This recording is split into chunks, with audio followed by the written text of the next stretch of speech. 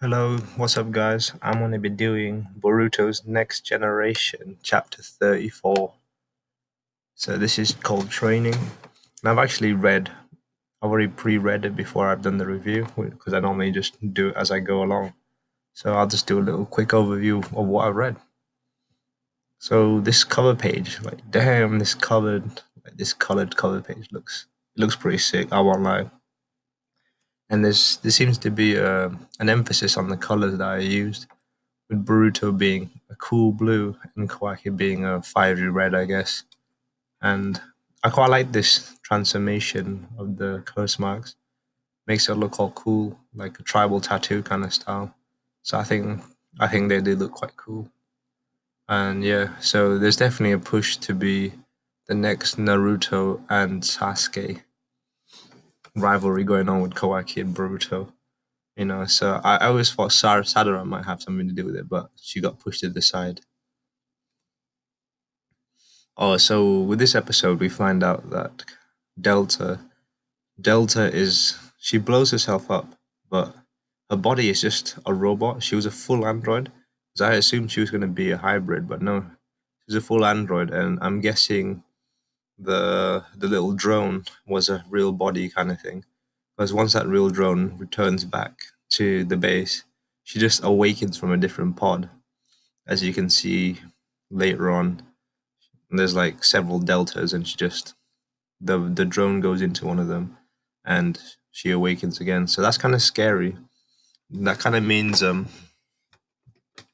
these guys are low key immortal and hard to kill, unless Naruto has to go to the base and destroy all the labs, so they can't respawn. Yeah, these karma people pretty much have a respawn place in the shell, and that's kind of OP, I would say.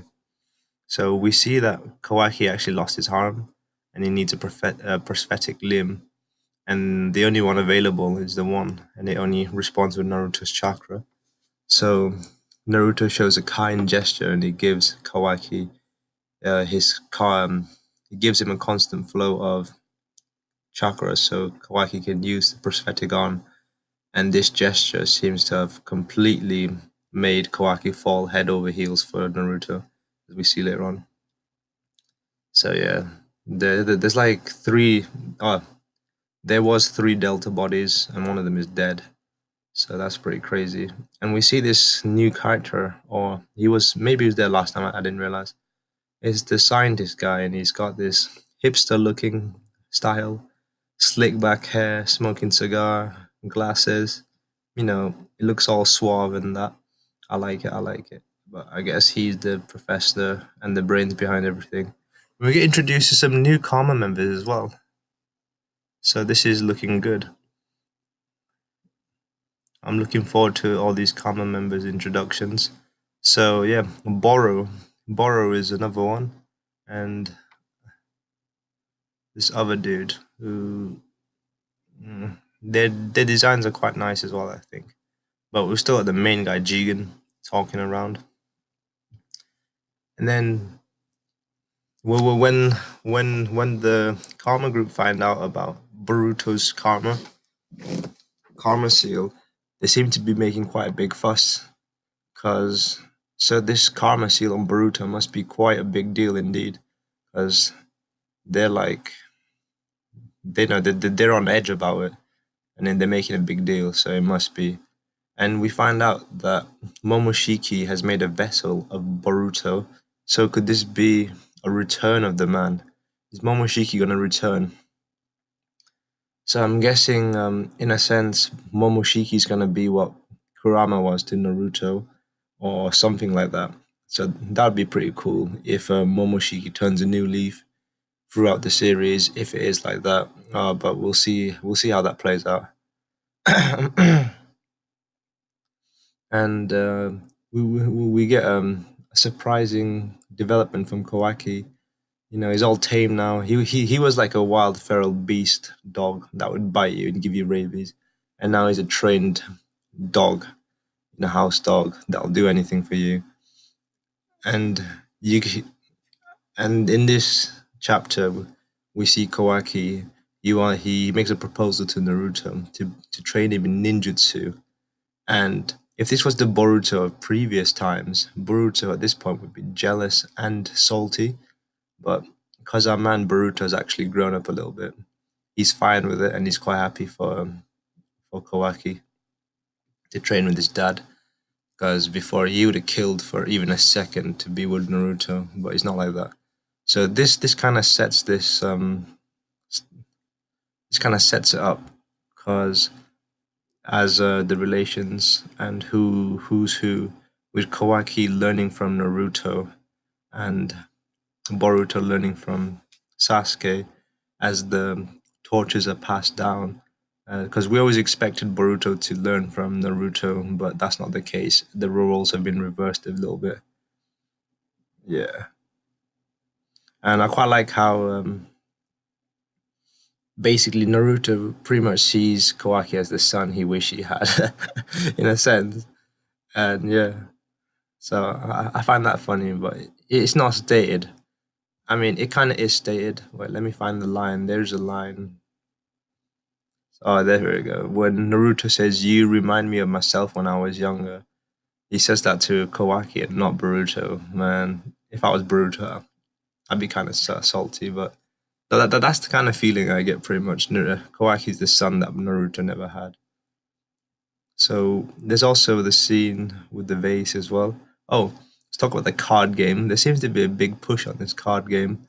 And yeah, so in this scene, we see Kawaki get the fourth Hokage, and apparently that's a super lucky card, and he doesn't really care about the card, cause and Boruto gets the Naruto obviously, and he hates the card because he's just lame and stuff.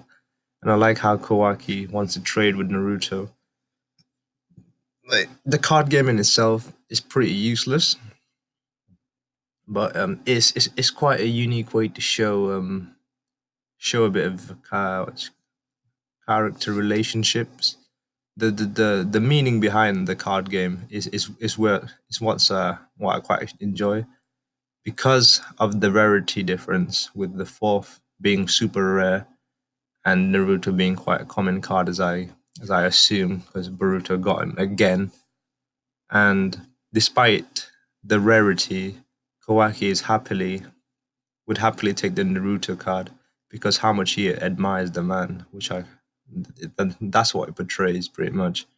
And Naruto doesn't really care about his dad, so it's all about the value in the person than the value in the card. I kind of explained that kind of terribly, but you kind of get the gist. I like how Kawaki's actually chilling with the Boruto squad, so we see some dynamics forming right here. We see that, what's she called? Uh, forgot her name. Oh my god. Give me a second. Choji's daughter. I forgot her name. It's gone blank. But I'll call her Choji's daughter. We see that she's actually got a thing for Kawaki in this panel. He's so handsome, isn't he? She seems head over heels. So that's kind of like the resemblance to Sasuke with Sakura and Ino. Or every other girl used to be head over heels for Sasuke. But he's got the cool man's vibe, and we see them just hanging out with Shikadai, Jin, just chilling. So I like how Kawaki's getting integrated into the new generation. But we see Sadara is quite distant from them, from Kawaki anyway, because you see Choji's daughter and Sadara just sat on the bench staring in. So I don't know what she's thinking. So we get a little montage of Kawaki learning some ninjutsu, and he's also making this vase. And this vase is a symbolism of it's a symbolism of the state of mind, I guess, he's in. It's meant to represent his relationship with the Uzumaki family. So it's quite nice. And we can see at the final panels, the vase is now complete. So I guess anytime something bad's gonna happen, the vase is gonna break or something. But Yeah, and that was a little tangent, but yeah. And we get Kurama at the end, so that is pretty cool. I like it. So this Kurama coming at the end is that's a pretty big plot twist or plot movement in itself. But I understand why he's there because Kawaki's being fed Naruto's chakra constantly. So and uh, Naruto's chakra has Kurama inside of it. So does this mean Kawaki's got a link to the Nine Tails Fox, which is going to be quite a good development indeed. But yeah, Kurama's going to give this boy a lecture. I can see it. It's like, sit down. Don't just leave Naruto's side whenever you feel like it. Yeah, because Naruto's, despite how he is as a grown up and stuff, he's still a bit of a pushover, and he still is. He has been for ages. So because he's a pushover, Kurama has to come up and tell him how it is. So sit down, boy. So he's gonna give him the hard stuff, good cop, bad cop stuff. With Kurama obviously being the bad cop. So yeah, I want to see what Kurama has to say to Kawaki and see where this show is going at. I'm gonna tell you how I feel about Boruto nowadays. I actually like Boruto manga. The manga Boruto is actually quite lit, and it's been lit ever since we met Kawaki. And every chapter is fairly decent, and it brings a lot of character development and story plot, the story development as well.